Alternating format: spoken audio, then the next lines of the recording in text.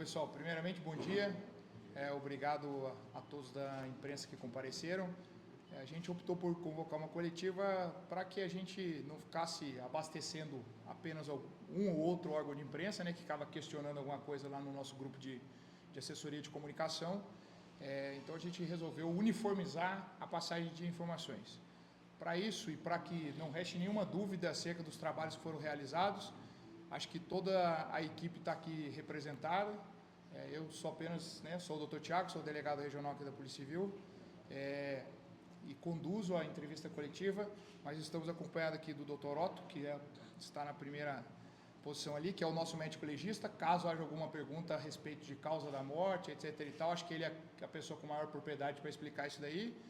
O subinspetor Pedro, que estava também acompanhando aí o curso das investigações, o Dr. Rafael, que é o responsável pela investigação e trabalhou aí arduamente, inclusive durante o fim de semana e o feriado, para que esse caso tivesse um desfecho, não vamos dizer positivo, positivo em termos policiais, mas infelizmente negativo, em termos do resultado morte, da vítima.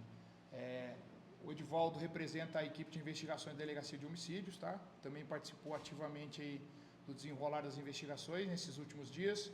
O capitão Rezende, que representa os bombeiros, que foi quem nos auxiliou e tentou aí também, com grande afinco, efetuar a localização do corpo. E tem também, caso seja feito algum questionamento a respeito disso, ele acho que é quem tem mais propriedade para falar. E a questão que possa envolver local de crime ou algo nesse sentido, o chefe da perícia, Thales, também está compondo a mesa, tá bom? Da minha parte é mais agradecer mesmo, e aí eu passo a palavra ao Dr. Rafael aqui para explicar a respeito do curso das investigações e o que está sendo desenvolvido. Bom dia.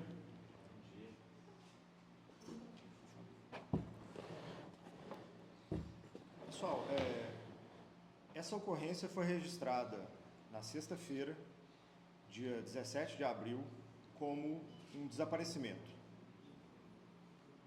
O final do registro da ocorrência se deu por volta das 17 horas. A Polícia Militar fechou a ocorrência mais ou menos às 17 horas da sexta-feira. A partir daí, a Polícia Militar começou a fazer diligências. A Polícia Militar foi até a casa do suspeito, conversou com o suspeito franqueou a entrada, a Polícia Militar olhou a casa do suspeito, fez a entrevista e, de início, não havia nenhum indício de que pudesse ser um crime de feminicídio. No sábado pela manhã, em nova diligência, a Polícia Militar identificou uma mancha de sangue dentro da residência do suspeito, e assim a perícia técnica foi acionada.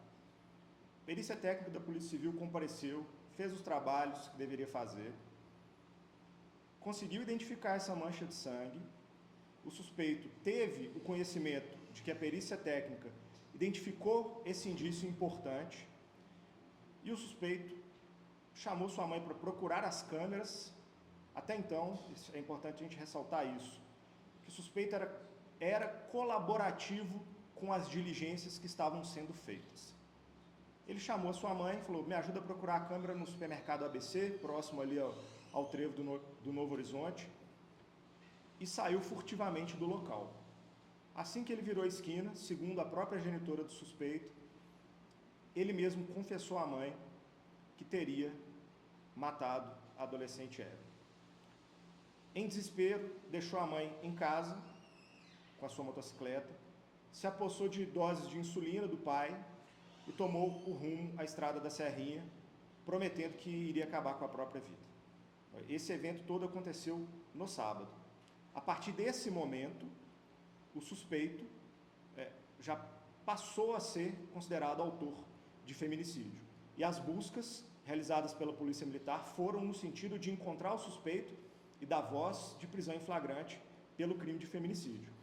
Mas foram muitas buscas na estrada da Serrinha, já estava um pouco mais tarde, e a Polícia Militar não conseguiu localizar o suspeito ainda no sábado. As diligências de investigação continuaram. No domingo pela manhã foi formalizado o depoimento da mãe do suspeito, da irmã do suspeito, de 2 amigos do suspeito e a gente teve elementos concretos para conseguir lavrar o auto de prisão em flagrante delito, caso o suspeito fosse encontrado, ratificar a prisão e encerrar essa parte da persecução penal. Por volta de 11h30 da manhã, o suspeito foi localizado na Estrada da Serrinha, desacordado, mas ainda com vida. Esse suspeito foi socorrido pelo SAMU e levado para a UPA, em estado de inconsciência. Chegou à UPA, convulsionou, precisou ser entubado, mas nesse momento já havia sido emitida a voz de prisão em flagrante em relação ao suspeito. Então, os policiais militares conduziram novamente a mãe e a irmã do suspeito, formalizamos dentro do auto de prisão em flagrante essas oitivas, e nesse lapso chegaram para a Polícia Civil as imagens do local do crime, em que é possível ver, primeiro, uma espécie de desentendimento, uma espécie de briga entre duas pessoas, provavelmente uma do sexo feminino e uma do sexo masculino, isso por volta de 00h11 da sexta-feira, ou seja, do dia 17, no início do dia 17, e depois chegou uma outra imagem, uma outra filmagem de uma motocicleta parada em frente à casa do suspeito, em que a pessoa que a gente acredita ser o suspeito coloca um corpo desfalecido sobre essa motocicleta e toma um rumo ignorado.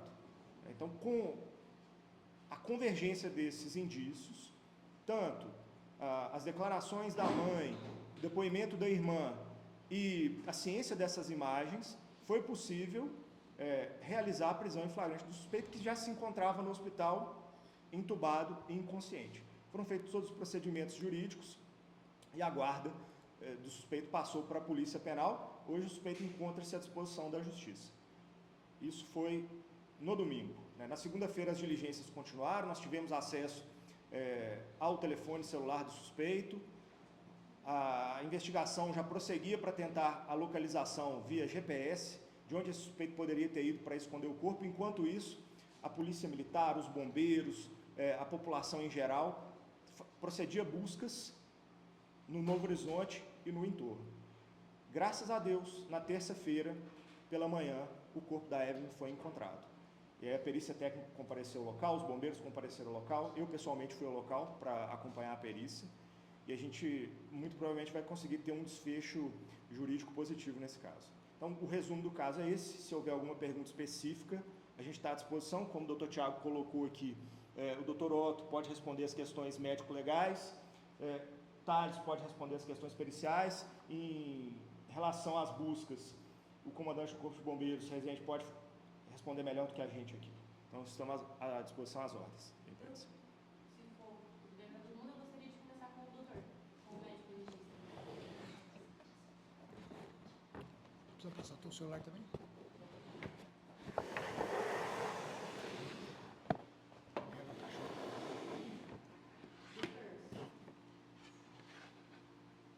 Só por gentileza, eu queria que o senhor falasse o nome completo primeiro e aí a gente faz as perguntas. Meu nome é Otto Chaves, eu estou aqui representando a equipe de Medicina Legal, inclusive a doutora Aline, que foi a colega que foi responsável por executar a necrópsia. Então, a partir então desse procedimento, qual é a suspeita da causa da morte da Evelyn? Então, o que temos até agora é que é um cadáver que estava em estado moderado de decomposição, até por questões éticas e em respeito à família. Acho que não cabe ficar trazendo muitos detalhes aqui do que foi encontrado, mas objetivamente não foram encontrados achados necroscópicos e macroscópicos que dê para afirmar objetivamente, de maneira inequívoca, que houve a asfixia. Não houve lesões de elementos da traqueia, nem da coluna cervical. Então, essa é uma das hipóteses. No momento, a gente está aguardando exames complementares, que também para se descartar a possibilidade de intoxicação exógena, né? A gente não pode descartar a possibilidade da vítima ter sido sedada para que seja realizado o ato do feminicídio.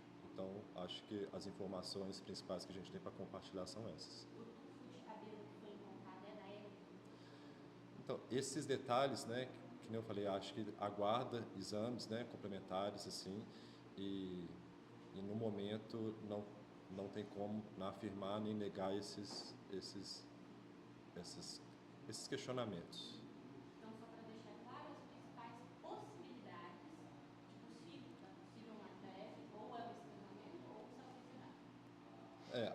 As principais causas que a gente está, né, investigando e trabalhando em cima seria, no momento, a causa de morte está indeterminada por causa disso. A gente aguarda exames complementares, mas as hipóteses que a gente está trabalhando seria de uma asfixia mecânica e também é necessário descartar um possível intoxicação exógena. Doutor Rafael, permite?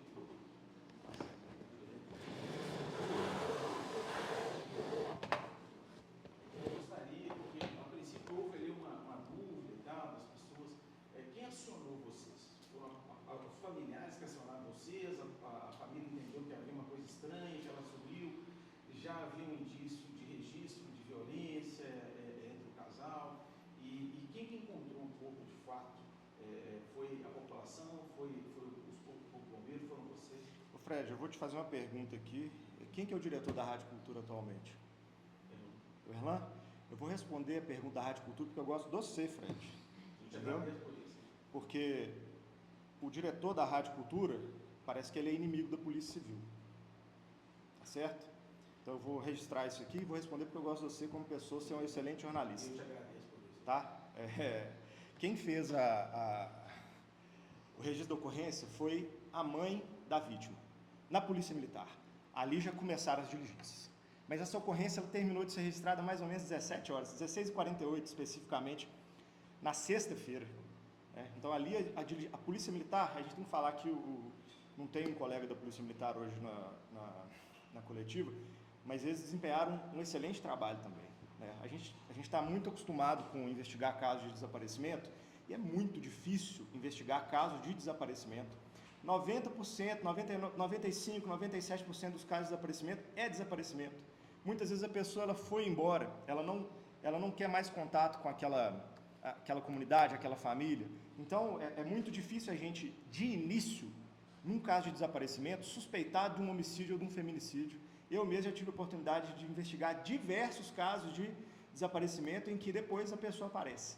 E aí a gente tem que tomar muito cuidado para quê? Para não prender pessoas indevidamente. A gente precisa de um mínimo de prova, um mínimo de evidência, um mínimo concreto para que consiga se fazer uma prisão de maneira imediata. E não foi o que aconteceu nesse caso, né? O caso evoluiu, as informações evoluíram com o passar dos dias. A mãe fez o registro da ocorrência, a Polícia Militar iniciou as diligências, a Polícia Militar entrou em contato com a Polícia Civil e a Polícia Civil começou a fazer o seu trabalho de investigação. É importante a gente deixar claro aqui que cada órgão do sistema de justiça criminal tem uma faixa de atuação, né? A Polícia Militar tem a faixa de atuação dela, o Corpo de Bombeiros tem a faixa de atuação, a Polícia Civil tem a faixa de atuação. Então, não adianta, num caso desse, de comoção, todo mundo embolar e achar que vai fazer a mesma coisa. Se cada instituição trabalhar dentro das suas atribuições, a gente consegue, o mais rápido possível, um resultado bom para todo mundo. Nesse caso, infelizmente, a vítima já tinha sido morta entre 00h11 e 3h da manhã da sexta-feira. Isso ficou evidente, né? Então, a partir de sexta-feira, nada que as forças de segurança fizessem retornariam com a vida da adolescente Evelyn. E todos os órgãos de persecução penal trabalharam incansavelmente para tentar solucionar esse caso. O corpo, Fred, ele foi encontrado por 2 voluntários que trabalhavam na terça-feira de manhã. A gente vê na rede social muita comoção, a gente tem acesso a muitas coisas que falam, né? Alguns veículos que prestam informações, às vezes, querem se autopromover, a gente não entende muito bem isso. A gente teve uma notícia aqui, que um veículo de informação, não sei especificamente qual, criticou os órgãos de segurança pública, de maneira indevida, na minha visão, porque desde que houve a comunicação do desaparecimento, as diligências começaram, vou deixar claro, com a Polícia Militar, de forma imediata, né? O pessoal esquece o seguinte, eu não sei não sei não, eu tenho certeza, né? As pessoas não têm noção do texto da Constituição. O artigo 144 da Constituição é muito claro, a segurança pública é dever do Estado. Só que depois tem uma vírgula. Direito e obrigação e responsabilidade de todos. O que isso quer dizer? Quando a população se reúne para fazer busca, a população não está fazendo favor para ninguém, não. A população está de uma forma ou de outra, exercendo uma obrigação constitucional. A gente precisa de responsabilidade cívica. E aqui, eu não estou criticando, eu quero elogiar a população lavrense que se juntou para honrar o texto da Constituição e cumprir a responsabilidade que é a segurança pública. A segurança pública não é só responsabilidade da Polícia Civil, a segurança pública não é só responsabilidade da Polícia Militar. A segurança pública é direito e é responsabilidade de todos, né? Então, parabéns para a população de Lavras, aqueles que foram no local para realmente procurar o corpo, parabéns para eles, né? Eu procurei corpo também. No domingo eu fiz busca no meio do mato. Eu estou com minha roupa toda suja lá ainda. Então, parabéns para quem não se cansou e continuou procurando o corpo. Graças a Deus o corpo foi encontrado para conseguir dar uma sensação de alento, de alívio para a família, né? Então, assim, até peço desculpa aqui se eu estou desabafando, porque a gente vê muita crítica, né? Muita crítica à Polícia Militar. Eu vi, a Polícia Militar trabalhou todos os dias, a Polícia Civil trabalhou todos os dias, o Bombeiro trabalhou todos os dias. Então, a gente está à disposição, a gente está aqui, a gente pede à população para nos ajudar com informações, nos ajudar com dados importantes. Eu vou comentar um detalhe aqui, que eu acredito que ninguém tenha percebido na filmagem, mas eu percebi. No início da confusão, 00:11, tinha uma pessoa parada na porta da casa. Se essa pessoa tivesse acionado a Polícia Militar e cumprido o seu dever, a sua responsabilidade com a segurança pública, teria sido evitado um crime de feminicídio.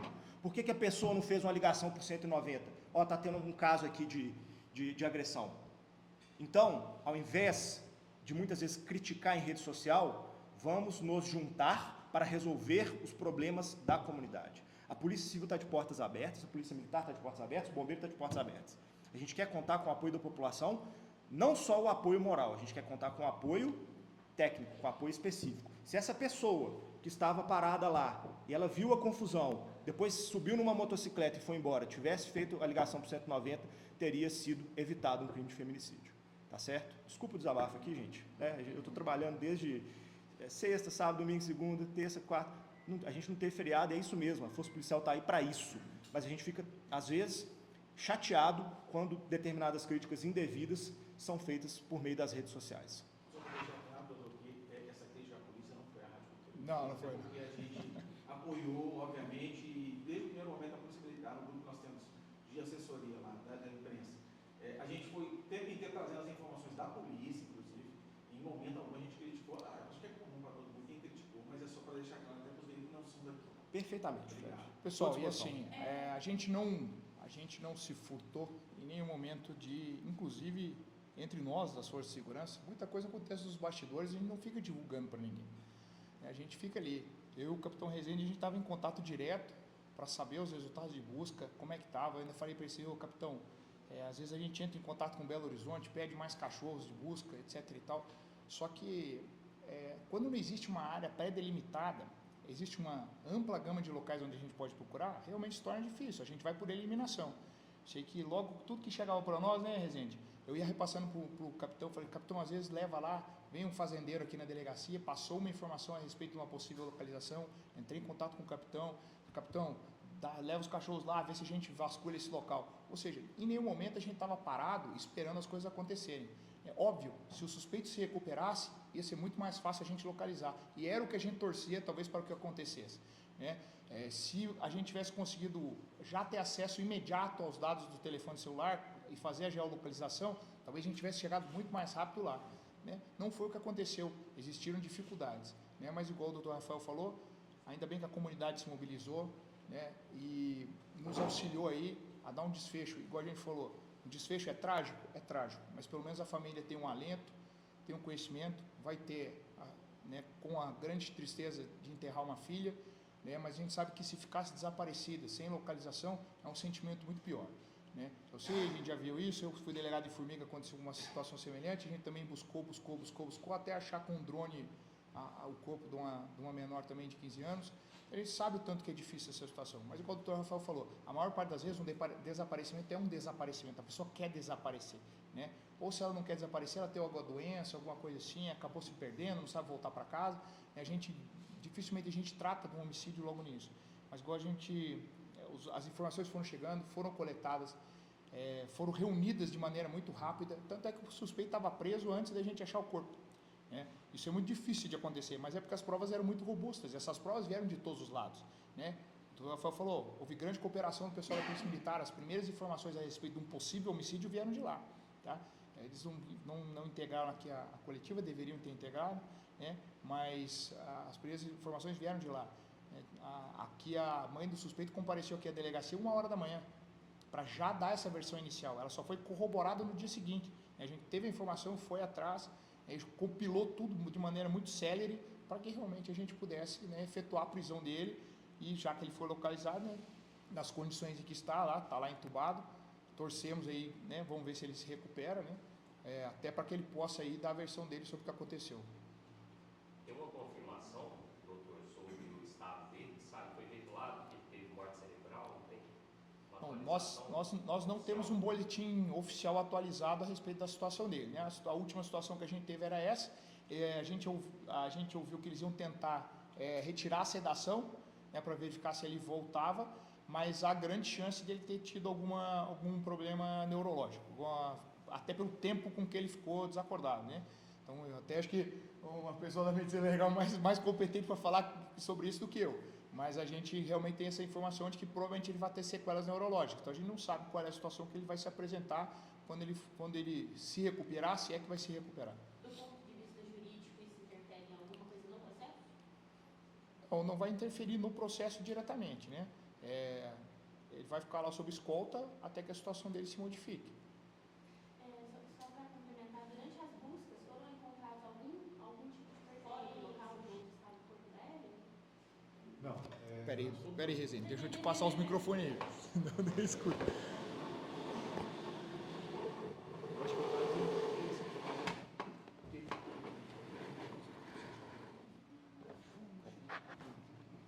Bom dia. Durante as buscas pelo Corpo de Bombeiros, nós não encontramos nenhum tipo de vestígio. O que foi nos informado que poderia ser foi a questão do cabelo. Porém, o local era um local bem diferente de onde a vítima foi localizada. Nós fizemos o recolhimento desse material, trouxemos para a delegacia para poder ser avaliado, mas assim, inclusive até para a questão do trabalho dos cães, não ter achado nenhum tipo de pertence e não ter uma localização precisa possível que ela poderia estar, dificultou bastante, não foi tão efetivo, né? Aliado a isso, a questão de o corpo ter sido encontrado enterrado, dificultou ainda mais os trabalhos. Então, assim, a partir do momento que nós recebemos o primeiro pedido de busca, nós fizemos levantamento e até então nós não tínhamos ainda a certeza que o corpo estaria dentro daquela região do bairro. Isso foi confirmado só posteriormente, quando saiu a filmagem que ela teria sido movimentada na motocicleta e não viu nenhum tipo de movimento para fora do bairro. Então a gente tinha ali uma suposição que ele estaria do bairro para a região ali da Serrinha, entre outros locais ali. Mas realmente, conforme o doutor falou, essa grande extensão territorial, ela é um complicador. Ele poderia estar perto, sim, mas também poderia estar longe. Inclusive, diversas possíveis situações que nos foi reportada, por exemplo, havia uma movimentação de terra em determinado local, nós íamos lá e fazíamos uma verificação. A questão de onde ele foi encontrado desacordado, foi solicitado um apoio nosso lá, considerando possivelmente que ele poderia ter voltado ao local do crime e efetuado ali a tentativa de extermínio naquele local. Fizemos uma varredura, inclusive com os cães, e não foi sinalizado nenhum tipo de informação por eles. Então, realmente, essa situação ficou bem complicada. E conforme foi falado já, esse apoio da população em grande quantidade, e muitas vezes ali, as pessoas que estavam ali eram conhecedoras daquele local, viviam ali nas proximidades. Então, com certeza, eles tinham até mais expertise que nós. Mas esse trabalho integrado entre Corpo de Bombeiros, Polícia Civil, Polícia Militar e os populares foi fundamental para que o desfecho da ocorrência tivesse sido dessa maneira. Os senhores têm alguma estimativa da área? Tipo assim, 1000 metros foram considerados? Não, nós não fizemos essa estimativa. Mas, assim, nós tivemos presente todos os dias, desde o momento que nós tomamos ali a ciência. Então, assim, muita área foi percorrida, muita. Não sei precisar exatamente, porque foram pontos muito diferentes. Tá? Então, assim, da parte nossa, seria isso. Ainda sobre a primeira pergunta da Andressa, nós recebemos a informação que próximo de onde, eu só quero confirmar com o senhor, próximo de onde o corpo foi encontrado, tinha uma mochila queimada e um arame cortado. Então, isso não aconteceu. Nós não recebemos nenhum tipo de informação. Inclusive, se a gente tivesse visto, a gente teria recolhido o material e trazido para a delegacia. Da nossa parte, nós não recebemos esse tipo de informação. Você está falando do local da A informação de que próximo tinha, mas... Eu sei.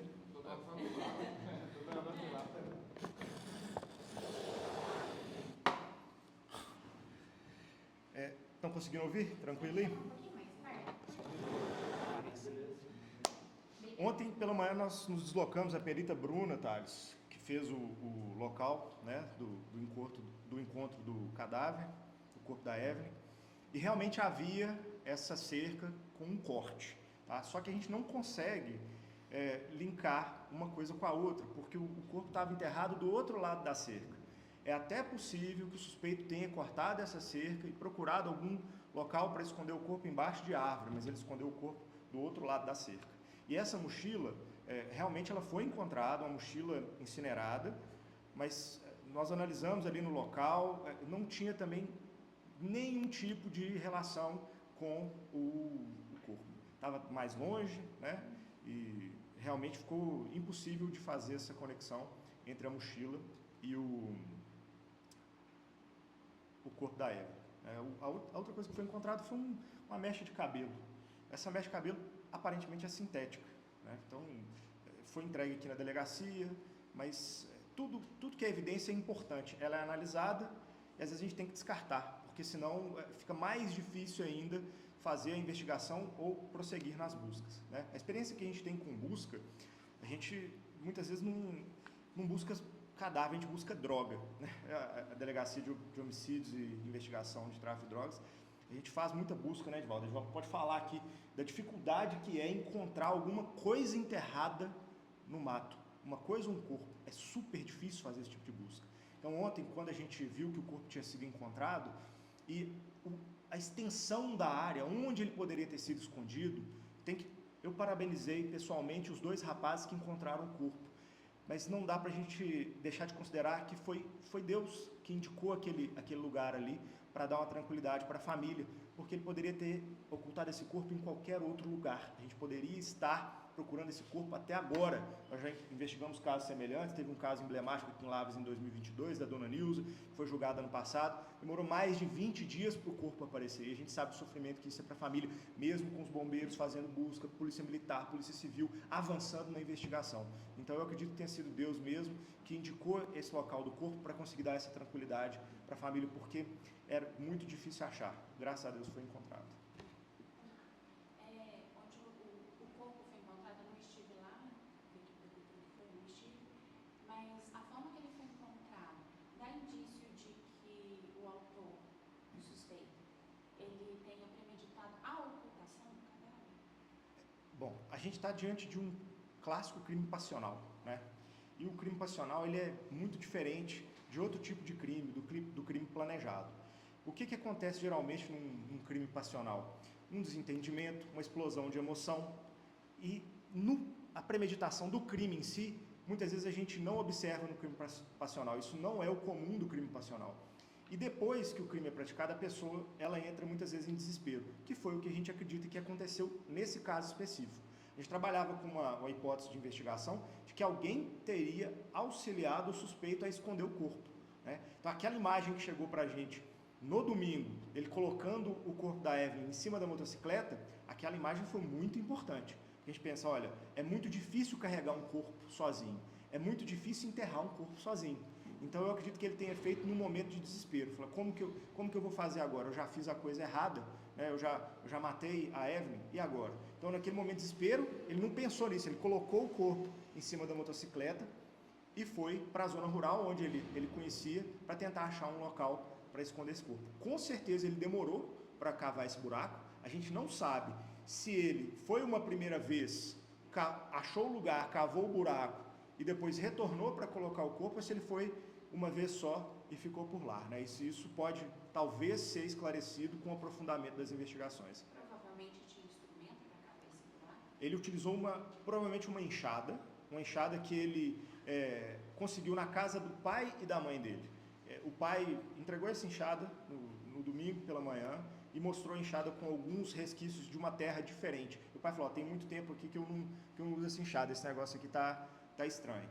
E por isso que foram feitas muitas buscas logo atrás da residência do pai e da mãe, porque talvez ele tenha escondido esse corpo perto, né, da casa, mas essas buscas foram infrutíferas. Mas se as imagens mostram ele saindo com o corpo dela já desacordado e não mostram o instrumento, né? Não mostra o instrumento, a imagem não mostra o instrumento. E na rua da casa do pai não tem câmera que pegasse ele chegando e podendo sair com esse instrumento. Sobre, o senhor falou que foi passional, né, mas motivação, já imaginou que motivo dessa briga, talvez, como foi isso? O que a gente conseguiu de informação, mas aí é extraoficial, porque isso não foi devidamente inserido nos autos de inquérito policial, é que o relacionamento era conturbado, que havia um sentimento de posse recíproca entre os namorados, né? A menina de 17 anos, a vítima de 17 anos, e o rapaz de 20 anos. Então a gente acredita o quê? Pelo que aconteceu, pela dinâmica que a gente consegue colher das imagens, houve um desentendimento, ela falou que ia embora da casa. O rapaz, o suspeito, ele demora um pouquinho a sair da casa, demora alguns segundos a sair da casa. Ele pode ter pensado, não vou deixar ela embora, e depois se arrependeu. Falou, não vou deixar ela embora porque pode acontecer alguma coisa com ela. Ele voltou, pegou a menina no colo, é possível ver ele voltando para casa com a vítima no colo. Isso por volta ali de 00h11, 00h e pouco, né? Então ele retorna. Ali, provavelmente eles tiveram algum tipo de desentendimento, né? Ela querendo ir embora, ele não querendo deixar, e ele agrediu num momento de explosão de raiva, de completa falta de racionalidade, vindo a causar a morte da adolescente Evelyn de 17 anos. E ele confessou isso para a mãe, né? Isso está gravado, a mãe prestou a declaração, está gravado e está também formalizado no papel. A família do Otávio, então, é colaborativa? Totalmente colaborativa com as investigações, desde o início da investigação. Eles moravam juntos, doutor? Já tinha algum registro? Se importa da família, de violência? Sim, eles estavam morando juntos. Aqui tem uma divergência da informação, se é 15 dias ou se é uma semana. Então, a família do suspeito fala que eles estavam morando juntos há 15 dias, e a família da vítima fala que eles estariam morando juntos há aproximadamente uma semana, numa casa ali no Novo Horizonte. Essa casa era de uma tia da mãe do suspeito, e foi a própria mãe do suspeito que conseguiu essa casa para que eles morassem juntos. A vítima estava trabalhando, fazendo alguns trabalhos para uma irmã do suspeito. Então, assim, parece que as duas famílias tinham ciência do relacionamento, não sei se concordavam ou não, mas era sabido que tinha uma espécie de problema entre os dois, de excesso de ciúme e de possessividade. Então, assim, quando se pergunta a motivação, a gente não vai conseguir definir com certeza a motivação do crime. A motivação de crime é um aspecto também muito difícil de se definir, mas a gente acredita que o suspeito tenha, por sentimento de posse, agredido a vítima porque não queria deixá-la ir embora, e essa agressão ela foi extrema a ponto de tirar a vida da vítima. Sobre as câmeras de segurança, o senhor mesmo falou que tem uma pessoa que passa no momento do crime, né? Essa pessoa realmente não tem... Até agora, não tem envolvimento nenhum, nós ainda não conseguimos qualificar essa pessoa. Ele teria feito tudo isso sozinho? A gente, num primeiro momento, trabalhou com a hipótese de que pelo menos a ocultação do cadáver tivesse tido algum tipo de auxílio. Mas hoje a gente descarta essa hipótese, tendo em vista essa imagem, que ela é muito clara, né? Ele coloca o corpo da vítima em cima da motocicleta e evade do local. O local que o suspeito foi encontrado caído após a tentativa de autoextermínio é próximo ao local do corpo? Não sei te responder da proximidade desse local. Não é longe, mas também não sei te falar se é muito próximo.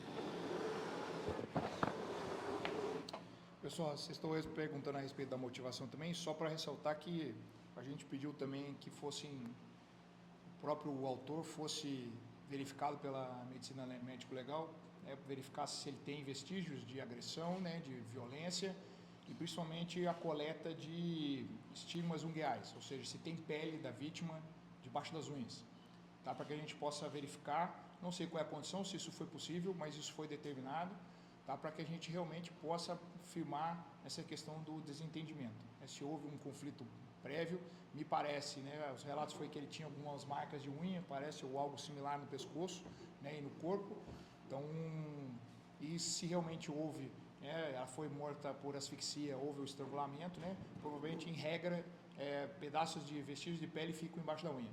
Então, a gente pediu que fosse feita essa coleta para que realmente a gente possa aí robustecer o conjunto probatório e chegar num resultado, né, que não exista qualquer dúvida sobre o que aconteceu. Beleza? Passagens, essas coisas, tem alguma coisa? Não tem passagem. Apesar, né, da gente ter informalmente, a gente ter colhido junto às famílias registro de que existia um clima agressivo entre os dois, que não era a primeira briga, que já tinham se agredido outras vezes, né? Inclusive, as informações que chegaram foi que eles moravam juntos, parece que na casa da mãe dele, e ela teria até colocado eles para morar em outro lugar, porque não aguentava mais os conflitos entre os dois, né? E realmente o que a gente chegou de informação é que isso era recíproco, tanto por parte dele quanto por parte dela, né? Então, um relacionamento que tinha alguns problemas, a gente sempre fala, o relacionamento, a partir do momento que um colocou a mão no outro, a tragédia está dada, né? Ou por lado da mulher, um dia ela não vai tolerar mais esse tipo de agressão e vai cometer alguma coisa passional, esfaquear o marido, ou procurar outro meio de defesa, ou vice-versa, que é o que a gente vê mais, né? Que é, infelizmente, os companheiros, aí, os maridos, tomarem uma atitude agressiva contra as mulheres, nesse tipo de delito aí que a gente tem visto, infelizmente, um incremento nesses últimos tempos aí, e cumpre a nós aí, as forças de segurança, a missão de buscar, com as nossas investigações, aí, um bom conjunto probatório para que a punição possa ser exemplar.